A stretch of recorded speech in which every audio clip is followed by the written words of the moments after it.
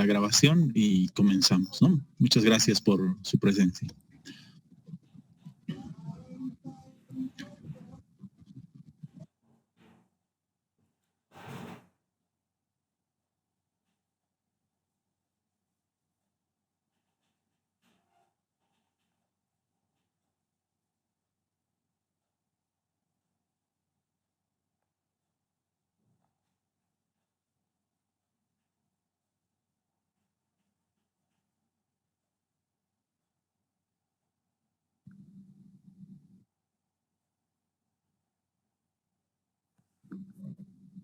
Buenas noches a todos, ¿cómo están?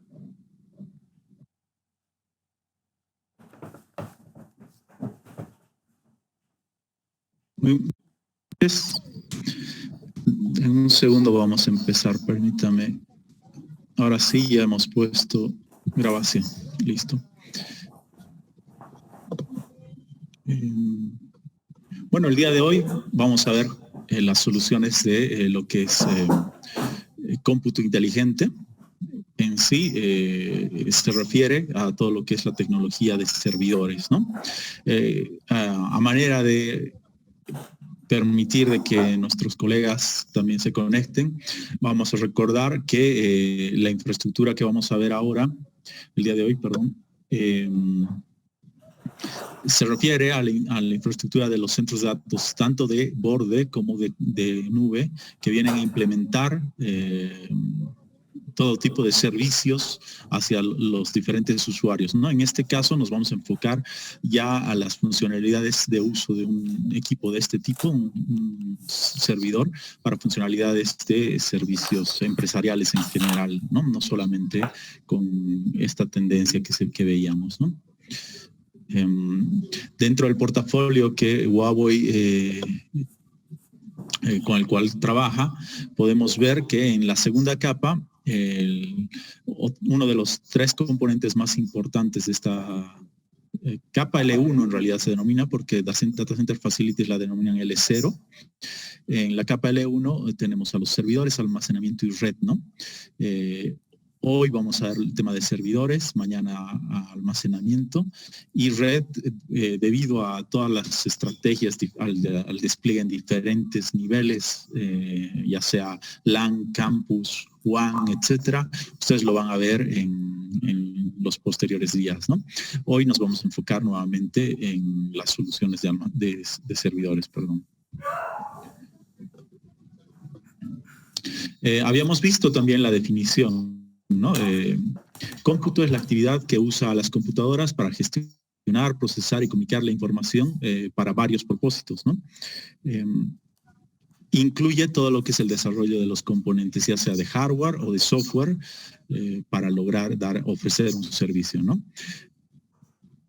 Es esencial justamente en todo lo que son las tecnologías de la información para hacer la transformación industrial que habíamos visto, ¿no? Y es esencial en todas las tecnologías que les hemos ido comentando en la primera clase, que era el tema del cloud computing, big data, artificial intelligence, blockchain, edge computing y todo lo que es IoT, ¿no? Este slide es importante porque habíamos revisado que la tendencia es justamente a ir a trabajar a un cómputo inteligente operando un full stack de acuerdo al escenario, ¿no? Y habíamos comentado de que esta condición o forma de cómputo representaba la operación de manera inteligente. Perdón. ¿Sí me escuchan? Sí, sí. Escuchamos bien. Muchas gracias, muchas gracias. Ok. Un segundo, voy a ajustar esto.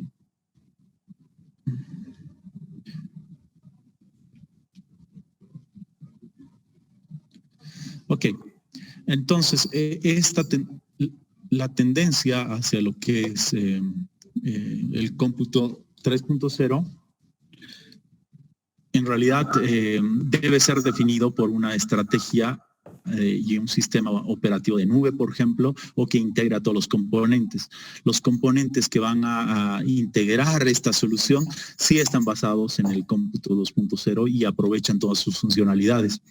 Es por eso que el día de hoy vamos a analizar cómo es la primera capa donde se soporta la solución del 3.0. Vamos a revisar los servidores de manera estándar, ¿no? De cómo lo estamos utilizando en la actualidad, en el mercado y cuáles son las funcionalidades y los componentes que tienen, ¿no? Aquí podemos ver el portafolio de productos realmente nuestro, con el cual nosotros trabajamos. Aquí vemos servidores rackeables. En realidad, este portafolio es, es una parte del portafolio nuestro, donde solamente vemos los servidores x86. Si ustedes recuerdan, teníamos servidores con CPUs de otras arquitecturas también, ¿no? Pero básicamente, siendo que el 2.0 ha sido impulsado por el x86, es así que nosotros también vamos a revisar en específico las características que este tipo de servidores tienen, ¿no? Podemos ver servidores rackeables que en el mercado típicamente los servidores de Enterprise van a ser adquiridos ya sea de una unidad de rack para 2 sockets, 2 unidades de rack, 2 sockets. La verdad es que esto tengo que intercambiar porque este es el más delgado y es el de una unidad de rack, ¿no? En este caso, por ejemplo, también tenemos servidores de 2 unidades de rack con 4 sockets. ¿Qué son los sockets? Básicamente es la cantidad de CPUs que va a soportar la misma tarjeta madre, ¿no? Y con esto vamos a poder operar. Otra forma de implementar también capacidad de cómputo en los centros de datos es utilizando servidores de alta densidad. Y esto se logra a través de un chasis en el cual se insertan nodos, ¿no? En este caso se dice, en 2 unidades de rack voy a incluir 4 nodos. Cada uno de estos nodos tiene 2 sockets. Entonces podemos ver que en 2 unidades de rack podemos alcanzar hasta 8 procesadores. Es por eso, ¿no?, que se denominan de alta densidad, porque vamos a tener gran capacidad de cómputo, de memoria en específico, ¿no? Típicamente el almacenamiento suele separarse de esta capa de cómputo, pero por las estrategias, por ejemplo, de virtualización o HPC inclusive, esto es ideal, o para la nube en general, es ideal este tipo de nodos para el despliegue, ¿no?, de alta capacidad de cómputo en poco espacio, ¿no? Tenemos 2 diferentes soluciones donde, digamos, la de 4 unidades simplemente va a tener mayor capacidad de interfaces que va a poder, con las que se va a poder integrar hacia la red, ¿no? ¿Cuál es la diferencia entre un servidor de alta densidad y un servidor, de un Blade Server? Han debido escuchar muy probablemente el Blade Server. En sí me estoy adelantando un poquito porque toda esta parte está en los siguientes slides, pero estoy aprovechando también este diagrama para comentarles.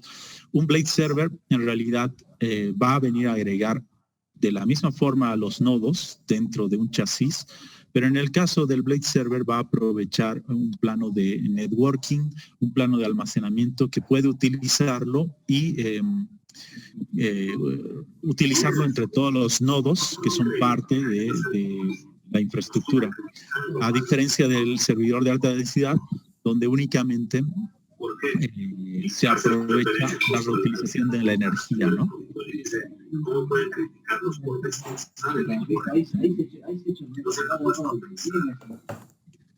Okay. Bueno, otros servidores, por ejemplo, son los de misión crítica, en este caso una solución en específico refrigerada por líquidos. Para comentarles, aprovechando esto también, que cuando se quiere hacer la implementación de este tipo de soluciones, se puede ver aquí también tenemos un servidor que se refrigera por agua. En realidad, toda la implementación del centro de datos, o por lo menos a ese gabinete, se tiene que dotar con la infraestructura Data Center Facility para que llegue refrigerado el agua, ¿no? Entonces, en Bolivia no se ha implementado, y es más en la región, en todo lo que es Latinoamérica, no conozco ningún caso de implementación de este tipo, ¿no? Pero obviamente sí, servidores de visión crítica, estos, vamos a ver, exigen mayores funcionalidades tipo RAS, y vamos a ver un poquito de eso también, ¿no? Dentro de los conceptos básicos, en general, servidor como tal puede ser el programa o el dispositivo, el equipo, ¿no? Que provee la funcionalidad a otros programas o otros dispositivos que los vamos a denominar clientes, ¿no? Y una computadora que corre este tipo de aplicación o de servicio se va a llamar network host o servidor básicamente, o el host también, son denominaciones que se utilizan, ¿no?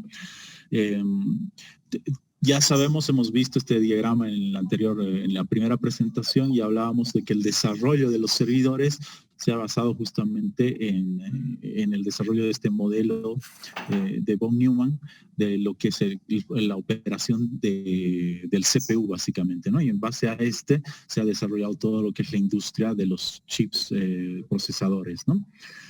Más allá de esto, en la actualidad, los servidores se diferencian de las PCs tradicionales porque tienen 5 características en las cuales se trabaja bastante para ofrecer un servicio en específico que revisábamos anteriormente, pero de alta disponibilidad.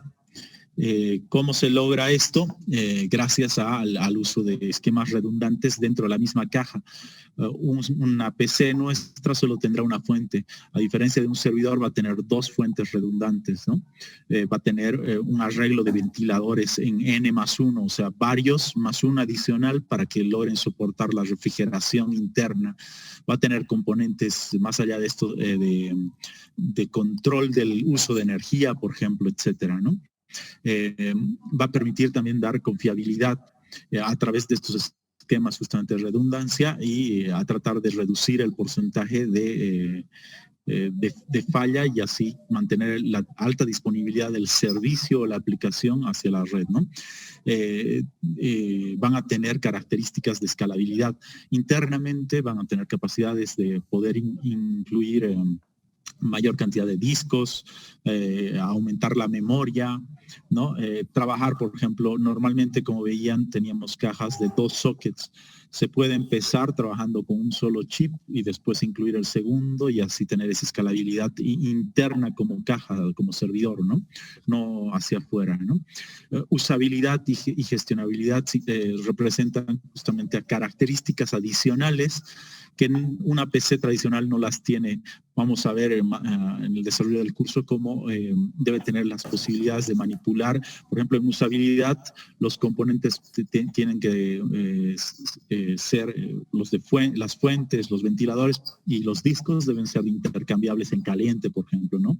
Y gestionabilidad debe tener diferentes características que nos permitan monitorear su performance y tomar acciones preventivas y correctivas, ¿no? De acuerdo a los parámetros de funcionamiento requeridos en un centro de datos, ¿no?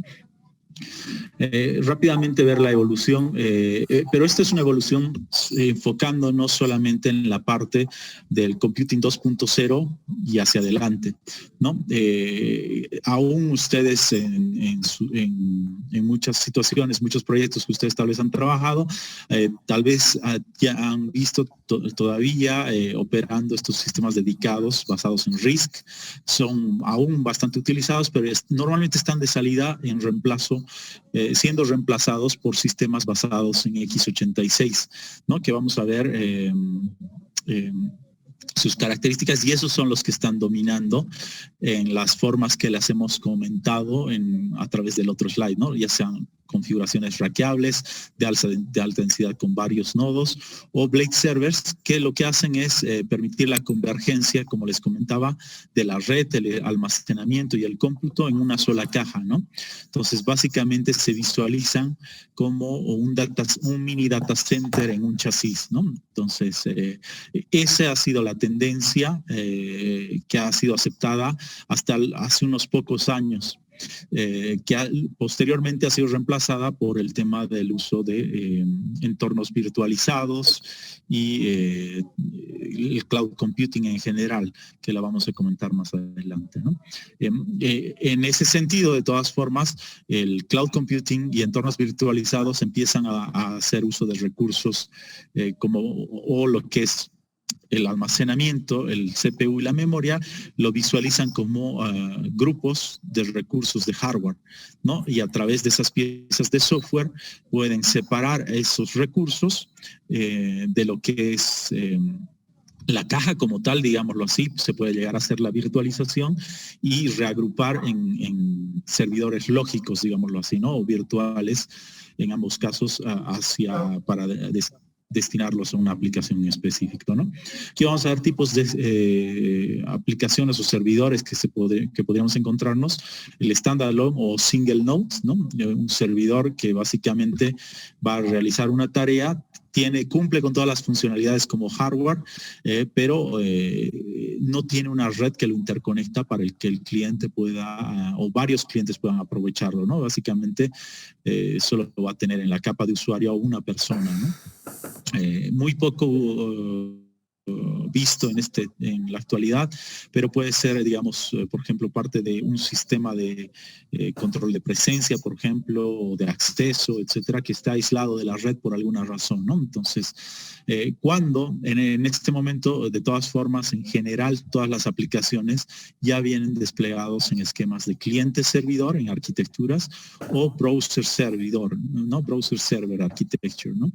En ambos casos se soportan en la red tradicional actualmente desplegada, que es la red LAN, para que los usuarios se conecten hacia el servidor y aprovechen a la aplicación, hagan uso de la misma y de la información, etcétera, ¿no?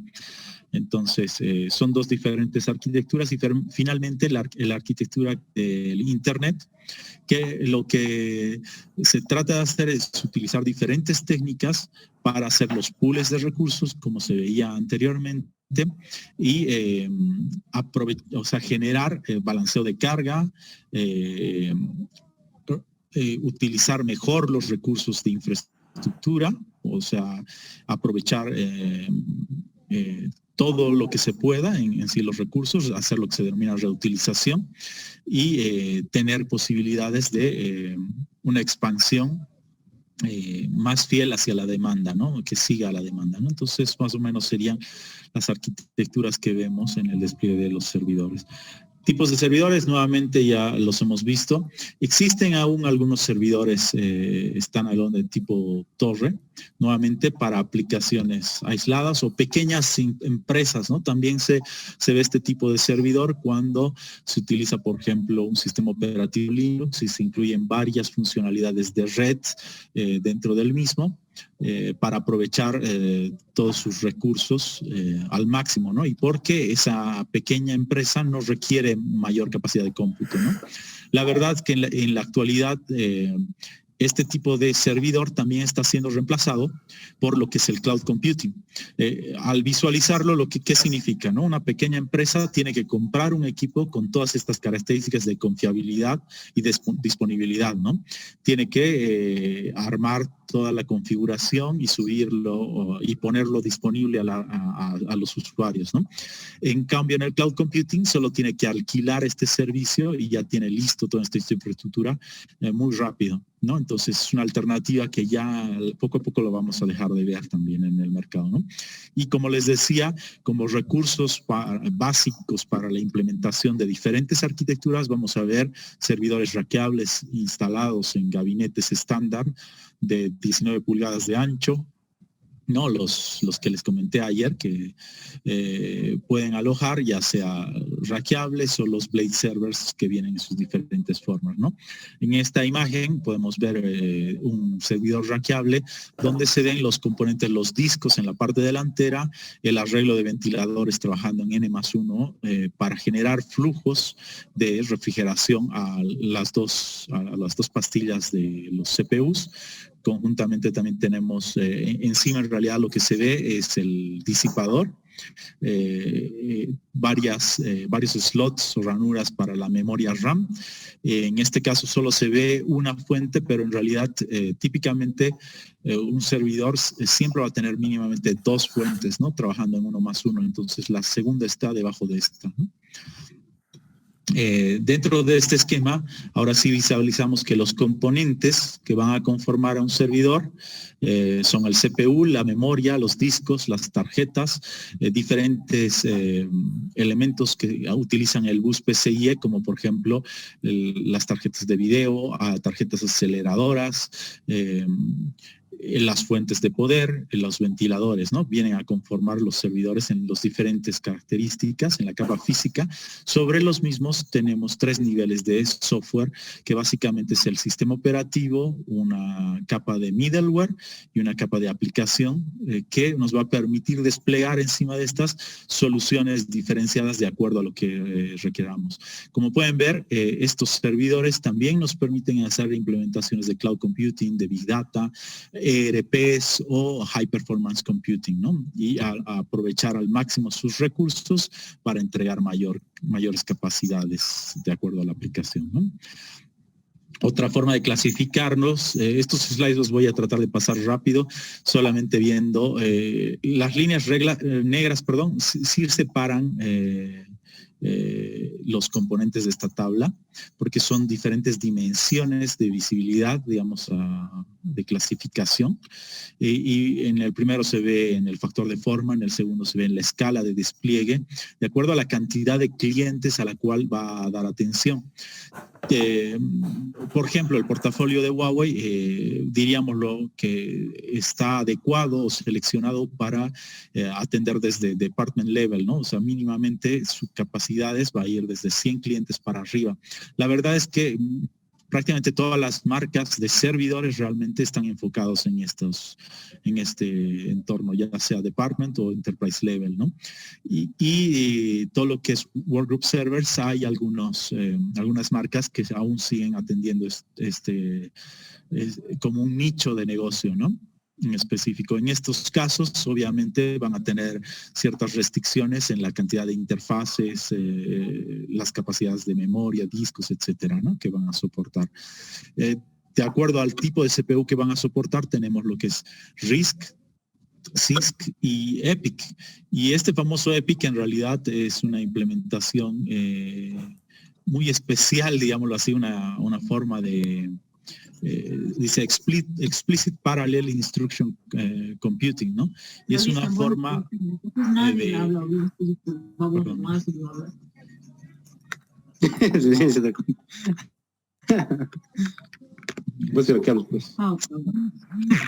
presentación.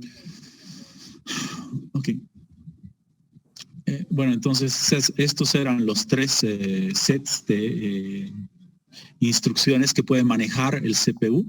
Este es muy poco utilizado y solo ha sido, hasta el momento no ha entrado con gran fuerza en muchos centros de datos en nuestra región.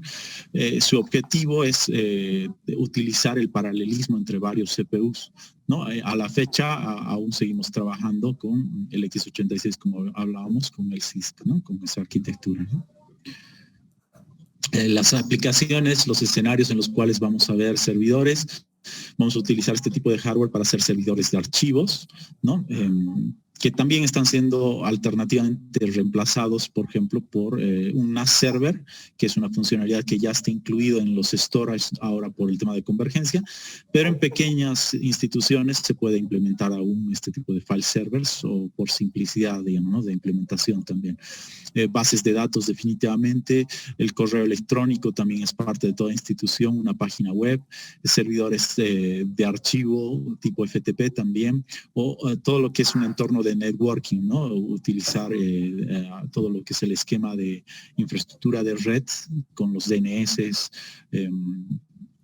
MAC servers o los agent servers que se utilizan para todo el tema de la autenticación de los usuarios, por ejemplo, ¿no? Componentes físicos del servidor, vamos a revisarlo nuevamente en este diagrama. El chasis, ¿no? Que va a permitir alojar a la tarjeta madre y a todos los componentes.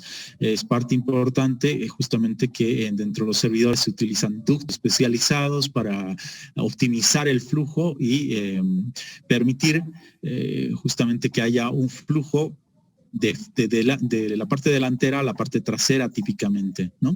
Esa es la estrategia que se sigue. El día de ayer realmente olvidé comentar esto.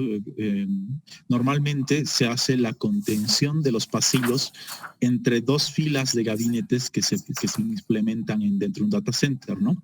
Entonces, uno circula por la parte central y los servidores están direccionados hacia esa parte, ¿no? Entonces, en ese sector, típicamente, hay dos estrategias. Confinarlo para que el aire caliente se mantenga o confinarlo para que el aire frío se mantenga, ¿no? Y eso optimiza el flujo de aires, ¿no? Entonces, es algo importante justamente la forma de la instalación del servidor para que el flujo de aire, él pueda a través de sus ventiladores absorber el aire frío por la parte delantera y botar un aire caliente una vez que hayan refrigerado todos sus componentes, ¿no? Con este aire, ¿no? Entonces es por eso que se tienen arreglos de ventiladores para que el flujo sea uniforme, constante, con esquema de alta disponibilidad, ¿no? Y después vemos todos los otros componentes, ¿no? El tema de las memorias, el CPU y su disipador, todos los discos duros, ¿no? Que varían de acuerdo al tamaño y el tipo de servidor que se elijan definitivamente, ¿no? Okay. Aquí vemos las características de cada uno de ellos rápidamente. El CPU obviamente es un circuito integrado con las funciones bueno, es el núcleo de procesamiento que lo vamos a revisar a detalle en los siguientes slides, pero es el corazón de nuestro servidor, ¿no? Trabaja conjuntamente con las memorias. Las memorias, la funcionalidad esencial es poder trabajar con los discos, utilizar una capa intermedia que ofrece mayor velocidad al procesador en la interacción o el intercambio de información, ¿no? Entonces serían los datos más calientes de la aplicación, van a estar en la memoria RAM, así como la misma aplicación es jalada y se la mantiene en la memoria RAM para que la aplicación corra rápidamente, ¿no? El disco va a estar almacenando únicamente los datos fríos o los datos que no estén siendo utilizados. Se tienen controladoras de write. Esto el día de mañana vamos a revisar justamente qué significa write, pero básicamente es integrar a varios discos físicos y generar un disco lógico para aprovechar y bueno, ofrecer esquemas de redundancia, por ejemplo, y también mejorar el rendimiento en algún caso según el tipo de write, ¿no?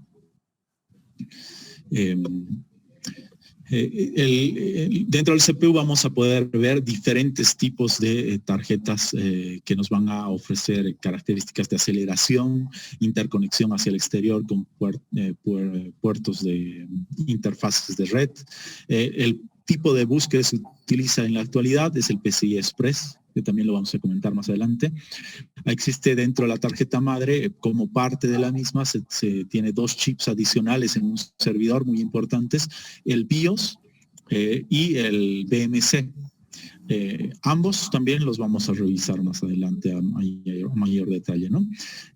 Como habíamos dicho, utilizando la interfaz PCIe se pueden integrar discos aceleradores o tarjetas aceleradoras con lo que serían discos SSDs, ¿no? Que lo que permite es generar una capa intermedia también de alto rendimiento para que la aplicación corra más rápido, ¿no? Sería como una operación de caché de la aplicación a nivel discos duros, ¿no?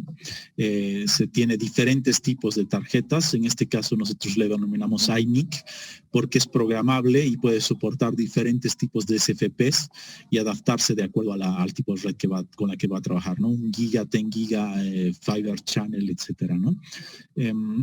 Se tiene también, en realidad aquí se está viendo el chip que es parte de un módulo PCIe FPGA.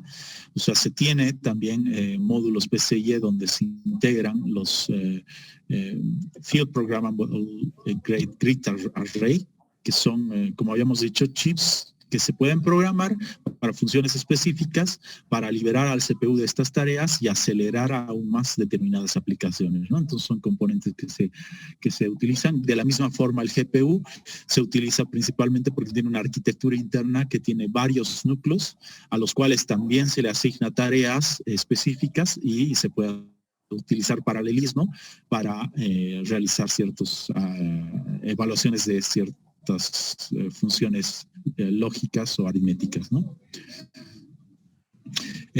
A nivel software, ya una capa más arriba, veíamos que existe el software de sistema. Básicamente viene a ser el sistema operativo, ¿no? Vamos a comentarlo, pero es el que nos permite correr y controlar al hardware, ¿no? Nos permite interactuar con el hardware y poder tener control sobre el mismo, ¿no? Existe una capa intermedia que es el middleware, que en realidad es el que permite que los desarrolladores de las aplicaciones no tengan que hacer el desarrollo de la aplicación completamente con todos los componentes de interconexión hacia el sistema operativo, ¿no? Entonces, hay diferentes tipos de middleware, pero la idea es que se tenga código que permite generar una interfaz entre una aplicación y el sistema operativo y sea desarrollada las aplicaciones de manera más rápida y simple, ¿no? En este diagrama, bueno, estaría faltando aquí un middleware, digamos, de diferentes tipos, pero nos vamos a enfocar justamente en el tema de la definición de lo que es un sistema operativo. Es el que se ha encargado de la gestión del hardware de la computadora y los recursos de software y provee los servicios comunes, ¿no? hacia los programas o las aplicaciones superiores, ¿no? Es el que se va a encargar justamente de hacer de interfaz hacia lo que son las llamadas al sistema o hacia el hardware. Permite la gestión de programas, la gestión de la memoria, gestión de archivos hacia los discos duros, ¿no? Y es el que permite el tema de la gestión de todo lo que son los drivers de interconexión hacia el bus y hacia todos los componentes que comentábamos anteriormente, ¿no? Que van a ir dispuestos en los buses PCI en este caso, ¿no? Sistemas operativos tradicionales que se utilizan en los servidores, vemos Linux, Windows, Unix. Windows es el que comúnmente vemos en la actualidad por su fácil uso en todo caso.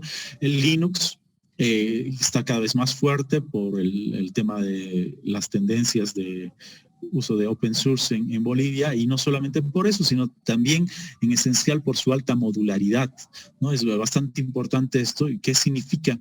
Que, como hablaba también en el caso de los servidores standalone, uno puede implementar con poco código servidores con diferentes funciones, lo cual no requiere de amplias capacidades como Windows, ¿no? Pues, o sea, espacios de disco duro no son necesarios, y solo necesitamos incluir los módulos que sean necesarios para habilitar nuestras aplicaciones, ¿no? Entonces, esa modularidad es por cuales también todo el mundo enterprise está empezando a trabajar con Linux, ¿no?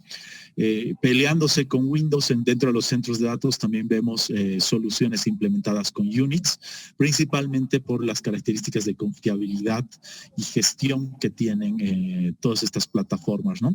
Las razones por las cuales están siendo reemplazados por las plataformas de Unix por Windows y Linux, principalmente son por los costos, y porque las características de escalabilidad en estos otros también ya,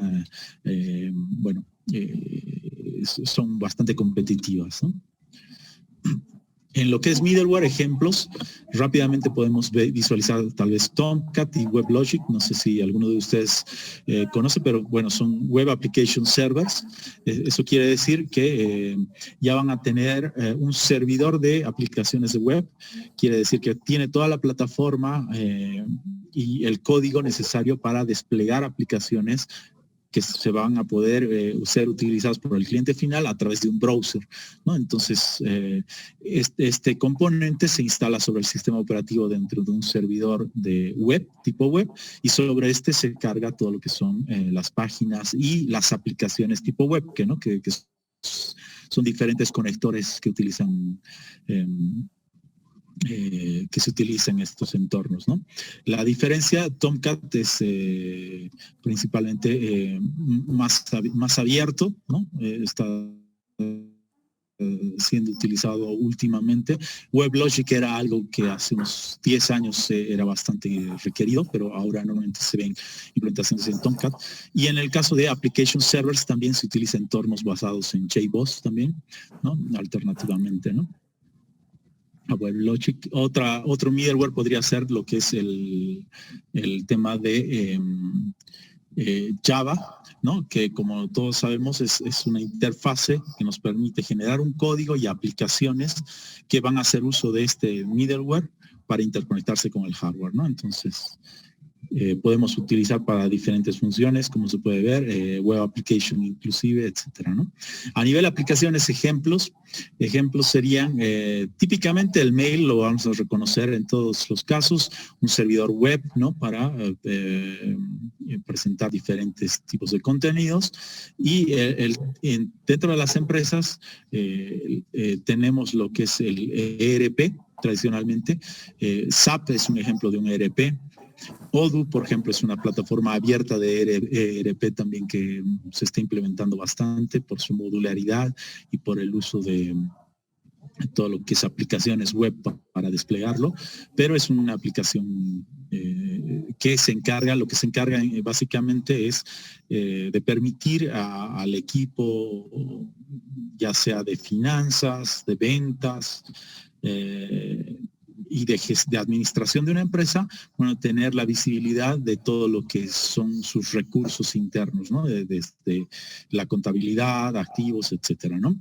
Y un CRM le va a permitir a una empresa que sus equipos de ventas principalmente y sus equipos de gestión o de alto nivel tengan visibilidad sobre el movimiento de sus datos, sus procesos de ventas, su relación con el cliente, el tema de indicadores de crecimiento, etcétera, ¿no? Entonces son sistemas especializados que se implementan típicamente dentro de toda empresa. Ahora viendo un poquito la arquitectura lógica del servidor, volviendo a todo lo que es el hardware, este slide lo incluí solamente para visualizar cómo se integran esos componentes que los comentábamos, ¿no?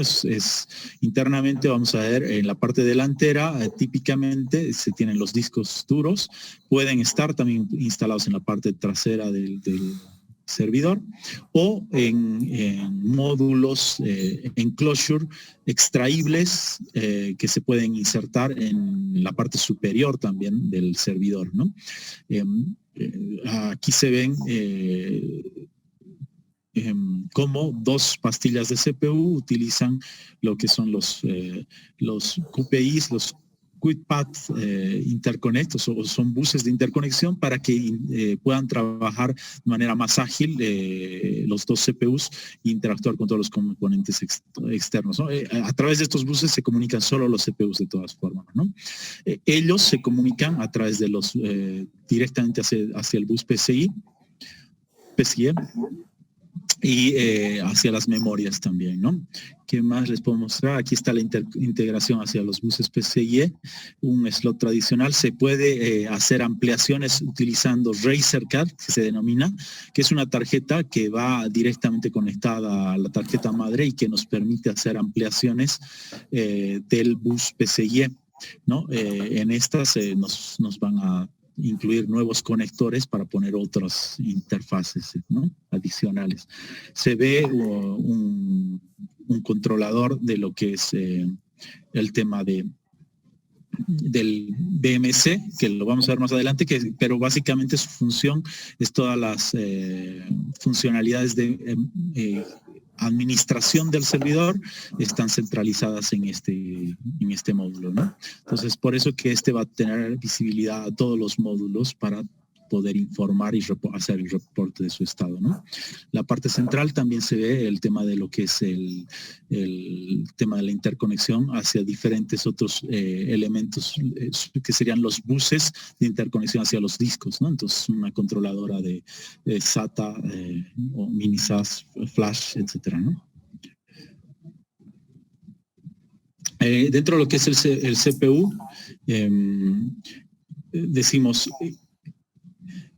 dentro de lo que es el cómputo, la computadora es el que va a generar, va a realizar las tareas de cómputo y control de los componentes de hardware, ¿no? Tiene tres componentes, un componente de almacenamiento, un componente de control y un componente de ejecución, lo que es el Arithmetic Logic Unit, ¿no? Aquí vemos, ¿no? Controlador, registro y bus, ¿no?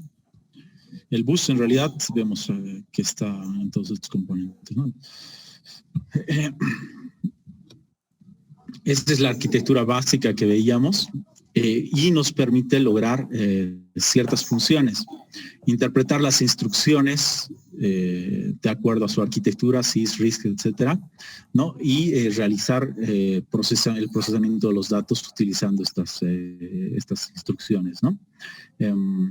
Como habíamos visto, tiene principalmente estos tres componentes más la interacción hacia el bus, ¿no?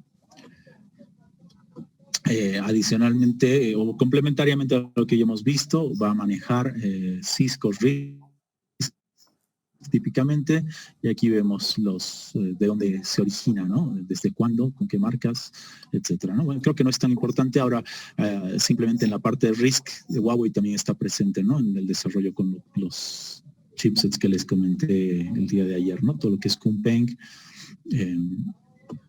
para los servidores Taishan. Algunas diferencias y comparativas entre ambos sets de instrucciones, pero básicamente es el hecho de que CISC se está utilizando en servidores de propósito general, ¿no? Tienen ciclos de diseño corto y eso significa que rápidamente están evolucionando a estas soluciones, a diferencia del RISC. Al utilizar pocas instrucciones, los que diseñan esto deben evaluar justamente cada una de sus instrucciones, generar mucho trabajo de diseño en realidad, y es por eso que su evolución es muy lenta, ¿no? A diferencia de que en este caso, bueno, aunque son instrucciones muy complejas, a la necesidad, bueno, se agregan nuevas instrucciones y así se está desarrollando, ¿no? Sin mucha optimización, digámoslo así, del set de instrucciones. Parámetros importantes dentro de lo que es el CPU es conocer la frecuencia dominante del CPU. Es normalmente cuando adquirimos la pastilla, es la frecuencia que vamos a leer, ¿no? Puede estar expresada en megahertz o en este momento en realidad ya en gigahertz. Hay una frecuencia externa que maneja el CPU y ya hablábamos que el CPU es un componente muy rápido dentro del servidor. Y él trabaja a esta frecuencia dominante, ¿no? Pero los componentes externos no pueden trabajar a esa velocidad. Entonces tiene una frecuencia externa que le permite tener interconectividad con los elementos externos, ¿no? Existe de todas formas otro concepto, la frecuencia del bus. El bus como tal, el PCIe, va a definir también su velocidad y su forma de trabajo, ¿no? Sin embargo, la relación entre la frecuencia dominante y la frecuencia externa va a ser el factor multiplicador que define justamente esa eficiencia de operación que puede darnos un CPU, ¿no? Entonces, en el entendido justamente de que el entorno externo trabaja mucho más lento que dentro del CPU, es la razón por la cual se utilizan lo que es la caché. Y la caché se utiliza a diferentes niveles en jerarquía con diferentes velocidades y capacidades. La caché de nivel 1 es la que está más cerca al CPU, digámoslo así, y la que es más rápida, pero utiliza datos más calientes, ¿no? Entonces son pocos. poco espacio de almacenamiento. Y la caché 3 pues tiene mayor capacidad de almacenamiento y es tal vez la más lenta dentro del procesador, del microprocesador, ¿no? Y bueno, aquí complementariamente, nuevamente, otro parámetro es cuál es su set de instrucciones y si utiliza diferente cantidad de cores, ¿no? En la actualidad vemos que estamos llegando a superar a los, en lo que es x86, hay chipsets con 24 cores, o más inclusive, ¿no? Típicamente que se solicitan. Entonces, bueno, un comentario, ¿no? Estamos hablando de 2 pastillas dentro de un servidor, 24 más 24, 48 cores por lo menos que se tiene, ¿no? En el tema de virtualización se utiliza un parámetro adicional que es el hyperthreading, que es una capacidad que tienen los CPUs para poder trabajar en entornos de virtualización y que básicamente en esos entornos duplica la cantidad de cores que se tiene.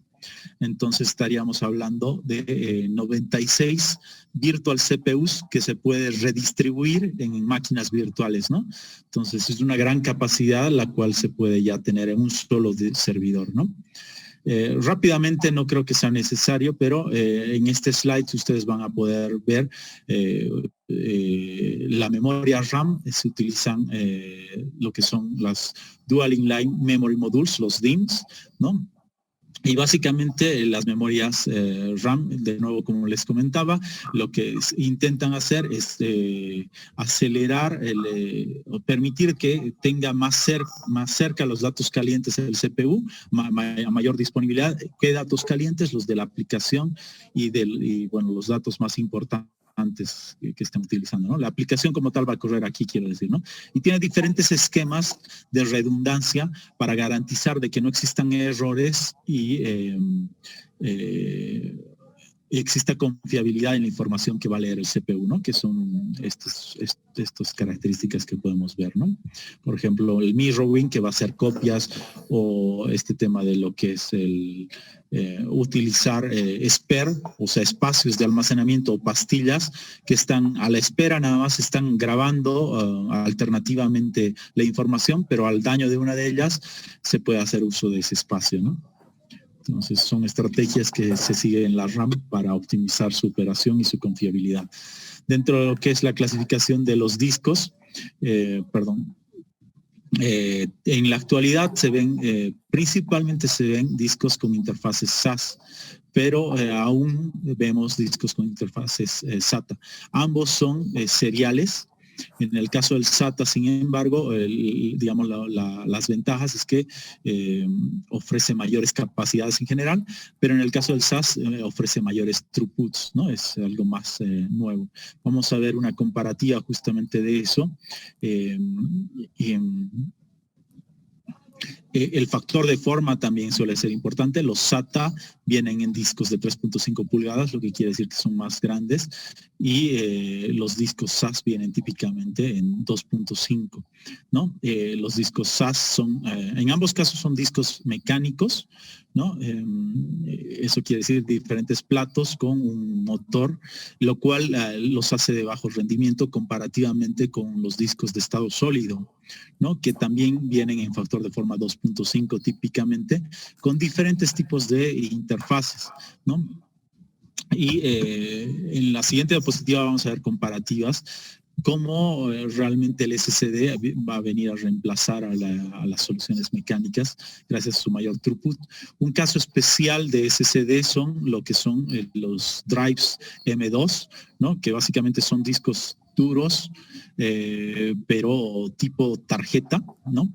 En la actualidad últimamente se está requiriendo bastante este tipo de disco duro porque representa un elemento que ahorra espacio, tiene alto throughput y puede almacenar lo que es necesario, que es el sistema operativo o el hipervisor, que es lo único que necesitamos para que arranque nuestro servidor, ¿no? Entonces, ¿para qué instalar otro tipo de componentes, ya sea que sean muy, muy voluminosos y lentos, o discos que tal vez van a ocupar mucho espacio también, como los SSDs, ¿no? Aquí vemos tablas comparativas dentro de lo que es SAS. Típicamente para un sistema operativo utilizaríamos los que tienen mayor revolución, preferentemente. Para almacenamiento puede ser inclusive con velocidades menores, pero típicamente se están solicitando de 10.000 revoluciones, ¿no? Como se ve, lo que es SATA maneja 7.200 revoluciones por minuto, ¿no? Y esa es la velocidad con la que gira los discos internamente y se viene a reflejar justamente en las capacidades de IOPS y de lo que es el ancho de banda con el que puede trabajar, ¿no? Y ahí pueden ustedes ver. Miren la comparativa entre un disco SATA y lo que es un NVMe SSD, ¿no? Estamos hablando de 1000 veces más rápido prácticamente, ¿no? Inclusive un SSD con interfaz SATA es muchísimo más rápido que uno mecánico, ¿no? Entonces, por eso que es altamente elegible la tecnología SSD cuando se requiere dentro del servidor mejorar el performance, ¿no? En relación al bus, como habíamos comentado, ha tenido una evolución desde el inicio. Se ha ido estandarizando con diferentes tipos de buses. Algunos de ustedes seguramente han reconocido lo que es ISA e ISTA, pero típicamente se comenzó a estandarizar dentro del centro de datos el PCI. Sin embargo, este PCI fue reemplazado por el PCIe, porque el PCI aprovecha de mayor forma, digámoslo así, la transmisión serial y utiliza diferentes canales para aumentar su ancho de banda, ¿no? En este caso de un bus PCIe, por ejemplo, cada componente tiene disponible un recurso físico, digámoslo así, para su comunicación y no hay una estrategia para que se comparta el bus entre cada dispositivo y es por eso que es mucho más rápido el bus PCIe, ¿no? Aquí vemos algunos parámetros comparativos dentro de un servidor también implementamos o necesitamos diferentes interconexiones PCIe y de acuerdo al tipo de tarjeta que tengamos y la de aceleración que requiramos, vamos a seleccionar de acuerdo a esta tabla, ¿no? Como se puede ver, a mayor cantidad de canales, obviamente la tasa de transmisión va a ser más alta, ¿no? Interconectándose a este bus, todo servidor va a tener diferentes tipos de interfaces de red, ¿no? Las NIC tradicionales, Network Interface Card, que nos van a permitir trabajar. A las NIC se las denomina a todas las tarjetas que trabajan en las redes LAN. Entonces van a permitirnos trabajar en redes Giga, Ethernet, 10 Giga Ethernet, etcétera, ¿no? Típicamente, y utilizar fibra óptica también, ¿no? Se puede tener SFPs de fibra óptica, multimodo, modo, etcétera, ¿no? Cuando en los pasados 10 años se empezó a popularizar la tecnología Fiber Channel over Ethernet, que es una tecnología de red para almacenamiento, y los servidores definitivamente tenían que conectarse a esta nueva red, y para eso se utilizaban los adaptadores de red convergente, las CNAs, ¿no? Ahora, en la actualidad, ya hay más implementaciones de lo que es el iSCSI, que permite utilizar una tarjeta específica, pero se interconecta también a la LAN, ¿no? Pero es una tarjeta, puede ser esta misma link, depende de acuerdo al tipo de implementación de iSCSI.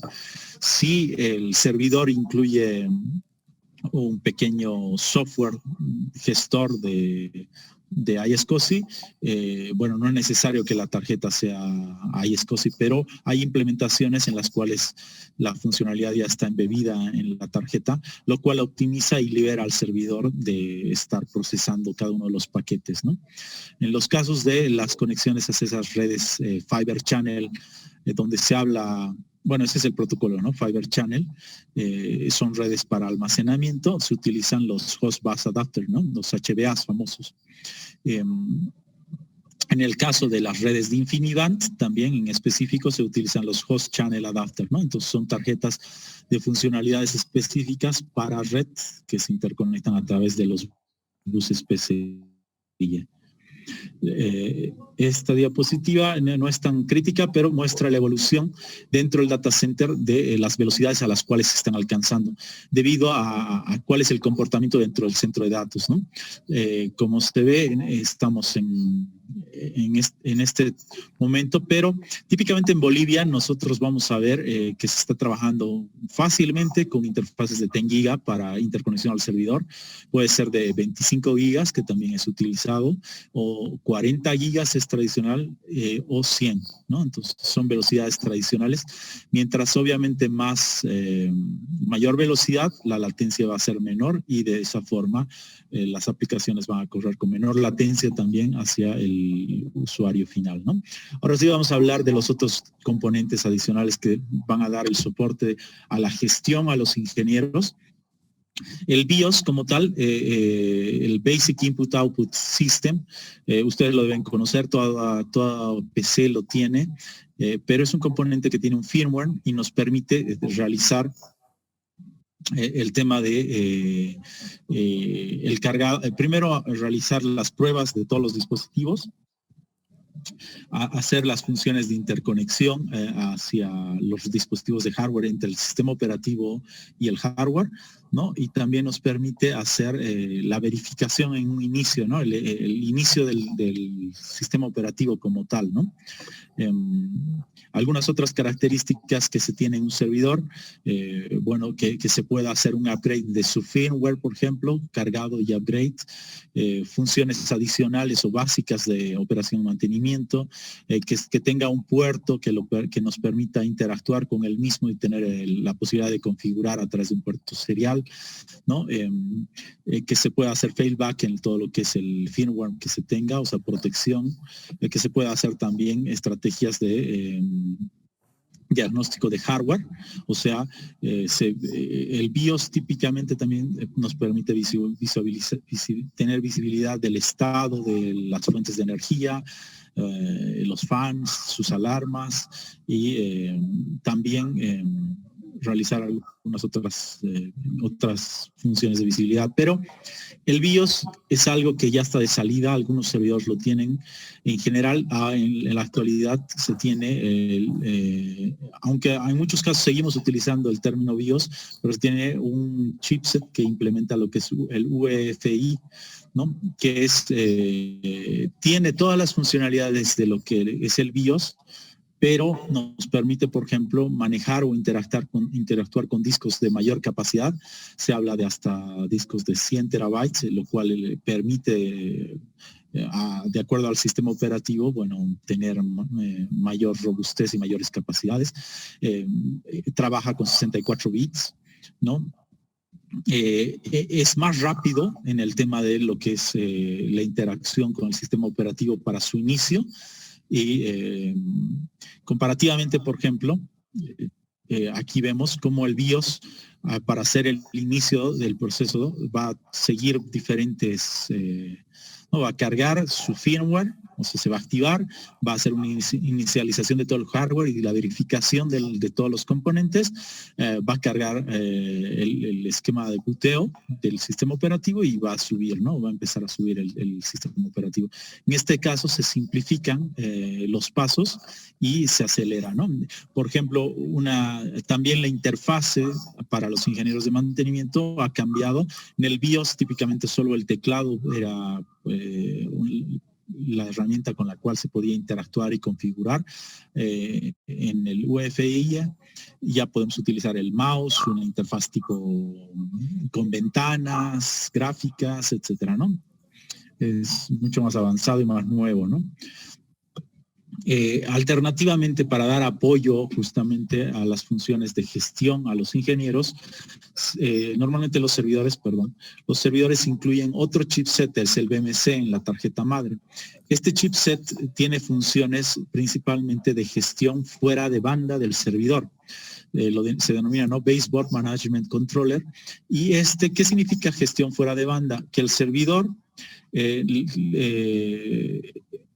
nosotros tenemos que tener la posibilidad de conectarnos a este chip, que básicamente sería como una mini computadora, que tiene visibilidad de interconexión hacia todos los dispositivos y que nos puede decir, ¿está encendido el servidor? ¿No está encendido el servidor? Lo enciendo, lo reinicio, lo apago. Puedo tener visibilidad de las alarmas, de todo lo que son las fuentes. Es una implementación que nos permite tener una visibilidad directa hacia el hardware sin necesidad de que esté encendido inclusive, ¿no? O sea, solamente tiene que estar energizado definitivamente, ¿no? Y además que tiene todo lo que es, cumple con lo que es el IPMI para entregar información de gestión hacia otros dispositivos, ¿no? Entonces, es una estandarización justamente de qué es los parámetros con los cuales puedo gestionar un servidor. Entonces, se ha estandarizado con el objetivo de poder gestionar diferentes marcas basadas en x86, ¿no? De manera centralizada, ¿no? Adicionalmente implementa, por ejemplo, lo que es el Virtual KVM. Quiere decir que nosotros a través de una interfase Ethernet vamos a tener visibilidad del servidor a pesar de que el servidor como tal esté apagado, pero energizando solamente al BMC, ¿no? Entonces, vamos a tener un keyboard, video and mouse, ¿no? Todas estas interfaces que nos permiten interactuar con el servidor. Ok, bueno, esto complementa al anterior. El IPMI lo que hace es definir un protocolo y lo que es la integración entre el servidor y un cliente para la gestión, ¿no? Entonces, lo que es el BMC que está embebido va a tener la capacidad de comunicar con cualquier, ya sea otro servidor que gestione estas notificaciones o un cliente tal vez, ¿no? Para tener visibilidad de los servidores de manera externa. Otras herramientas de gestión, ayer me preguntaban justamente si tenemos nosotros herramientas de gestión basadas en SNMP. El eSite les había respondido, es nuestra herramienta de gestión de infraestructura basada en SNMP. Como se puede ver en esta diapositiva, no solamente está diseñado para gestionar todo lo que es monitoreo de sus parámetros de rendimiento, de alarmas, etcétera, sino que también se puede hacer configuración de servidores, almacenamiento y red en general. Pero también se puede ver que como nosotros tenemos soluciones para todos los rubros, bueno, puede integrar el tema de soluciones de seguridad, Unified Communications, por ejemplo, telepresencia, videos, seguridad a través de video, ¿no? O inclusive gestionar equipos de otras marcas, ¿no? Es otra alternativa que complementa la gestión de los servidores. Otro software que tenemos es el Fusion Director. En sí, lo que nos permite es una gestión centralizada de las cajas de servidores. Como habíamos visto, el BMC es una gestión local, ¿no? Esas funcionalidades las hacemos centralizadas a través de un Fusion Director y podemos hacer todo lo que hace el BMC en varios servidores. Básicamente esa es la función del Fusion Director, ¿no? La gestión de varias cajas de servidores. Visualizando de otra forma lo que acabo de comentarles, en la capa inferior vamos a ver en sí la solución completa se llama IBMC, usa el chip BMC, pero IBMC es toda la solución que nos permite gestionar a las cajas, a los servidores, ¿no? Hay diferentes toolkits adicionales que nos permiten gestionar de manera local. El eSite nos permite gestionar a nivel red toda nuestra infraestructura y cuando ya estamos operando en nivel cloud computing, tenemos otro gestor que es de más alto nivel que se denomina el Manage One, ¿no? Entonces, bueno, en diferentes niveles nosotros podríamos hacer una gestión. En realidad voy a terminar con esta. Tengo un par de diapositivas más, si me permiten, déjenme revisar cuántas más me quedan. A ver, un segundito. Un segundo, por favor, porque no quisiera quitar tanto tiempo.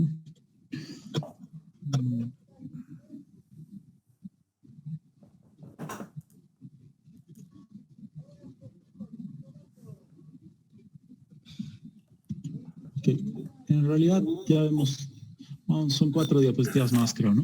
A ver, entonces, es importante en realidad evaluar los esquemas de escalabilidad que vamos a tener con nuestros servidores. Entonces hay que visualizar cuál va a ser la tendencia de crecimiento dentro de nuestro centro de datos y cómo vamos a poder dar atención de las diferentes a las diferentes aplicaciones, ¿no? Entonces ya tenemos, en la parte central tenemos un servidor que está dando atención a una función específica, pero es una caja cerrada que tiene capacidades limitadas. Escalamiento hacia arriba significa que esa caja puede tener una configuración inicial de cierta cantidad de CPUs y de cierta cantidad de memoria y discos, pero que vamos insertando mientras vamos requiriendo esos elementos, esos recursos, ¿no? Huawei había desarrollado en su momento, por ejemplo, soluciones que pueden hacer intercambio de memoria y de CPU inclusive en caliente, ¿no? Es un modelo específico, hay el Kunpeng de servidor, pero en nuestro entorno normalmente no se utiliza este esquema de escalamiento. Típicamente vamos a ver los servidores raqueables, o típicamente también las soluciones convergentes. Lo había comentado al principio, que están basadas en la convergencia de lo que es el plano de networking, como se ve en la parte trasera, con el plano de cómputo y de almacenamiento en una misma caja, en un chassis blade, donde se va adicionando, sí, los recursos por nodos, ¿no? Entonces se va agregando los nodos. Cuando se hace escalamiento hacia afuera, básicamente es utilizar este tipo de nodos también, pero utilizando estrategias de red y de virtualización, por ejemplo, que integran a estos recursos y nos permiten conformar entornos con mayores capacidades, ¿no? De todas formas, por ejemplo, la arquitectura que les comenté, el HPC, también a pesar de utilizar este tipo de nodos, también utilizan nodos especializados para poder tener esa escalabilidad lineal y tener un gestor de recursos de estos mismos para redistribuirlos de acuerdo a la necesidad de la aplicación. Parte del scale out justamente es el cloud computing, por ejemplo, basado en nodos tradicionales, ¿no? Es un comentario. Después veamos virtualización como concepto solamente, rápidamente. Es el proceso en el cual se utiliza una capa intermedia, sí, un middleware, digámoslo así, que se instala en los servidores. En la actualidad hay diferentes tipos de virtualización, pero la virtualización que se requiere dentro del centro de datos realmente es un middleware que va directamente sobre la caja. Eso sería un hipervisor, ¿no? Que ya gestiona y permite interconectar a ese hipervisor con un gestor centralizado. De esa forma se empieza a generar un pool de recursos, ¿no? Agregando todos los recursos de cada hipervisor, y el gestor de esos recursos finalmente puede volver a generar máquinas virtualizadas con los mismos, ¿no? Es muy diferente de, por ejemplo, de que instalemos sobre el hardware un sistema operativo y sobre una plataforma de virtualización como una aplicación que nos segmente nuestros recursos, ¿no? Ya eso no se utiliza en lo que es virtualización dentro del centro de datos, ¿no? Es lo que se denomina full virtualization, lo que requerimos, y para virtualization es lo que les comentaba, ¿no? Que está corriendo sobre el sistema operativo, ¿no?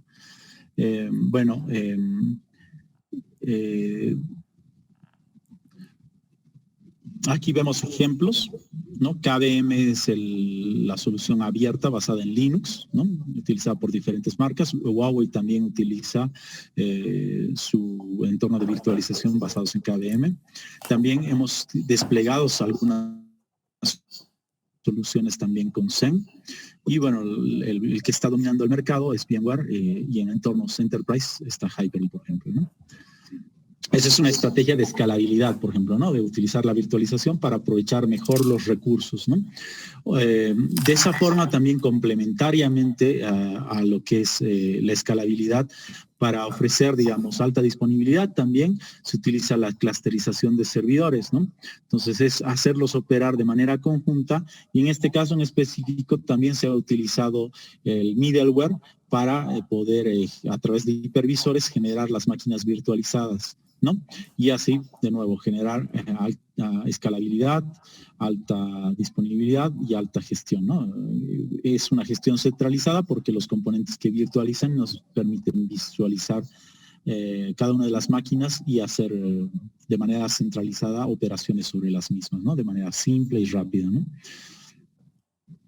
Otra estrategia, como les comentaba, de lo que es la escalabilidad hacia afuera, puede ser la utilización de lo que es stateless computing, ¿no? Que básicamente es tener varios nodos que van a tener un nodo de gestión principal que va a centralizar a los recursos y va a volver a asignarlos de acuerdo a la aplicación cuando se requiera, ¿no? Entonces, se llama stateless por eso, ¿no? Porque no estamos corriendo la aplicación directamente sobre las cajas del servidor, sino que estamos reutilizando sus recursos para la operación de la aplicación, ¿no? Entonces, se habla del uso de profiles porque es la conjunción de estos recursos. Alguien lo tiene que mantener, ¿no? Entonces, hay un gestor de esa infraestructura que está separado de sus componentes, ¿no? Para finalizar esta presentación, justamente, y ahora sí les muestro todo el portafolio actual. Como se puede ver, en la parte inferior están los dispositivos con los que trabajamos, inclusive la parte de gestión, lo que es el Fusion Director, todo lo que es x86, hasta los Blade Servers, algunas alternativas de misión crítica y de servidores de alta densidad. Y en la parte superior ya están incluidos los servidores con arquitectura ARM que les comentaba, ¿no? ARM bueno, esto es ARM y arquitectura DaVinci para Intelligent Computing, ¿no? Con eso vendría a concluir la clase del día de hoy. No sé si tienen alguna consulta.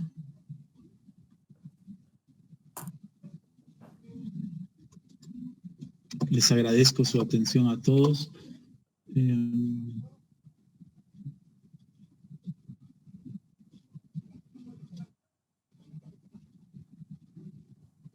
Bueno, al momento no veo que nadie me haya hecho ninguna consulta. Nuevamente les agradezco. Yo ya he subido a lo que es la página el tema de las presentaciones de las otras clases y esta la voy a subir inmediatamente para que ustedes la puedan revisar. Nos vemos mañana. El día de mañana vamos a revisar todo lo que es almacenamiento. Voy a simplificar la parte que es de descripción de arquitectura del almacenamiento, porque realmente me interesa más mostrarle los features de este tipo de soluciones, ¿no? El día de mañana. Entonces nos vamos a enfocar más que todo en eso. Muchas gracias a todos y hasta mañana. Ingeniero, un favorcito. Sí, dígame. En la plataforma ha subido solamente la parte de PDF, ¿no?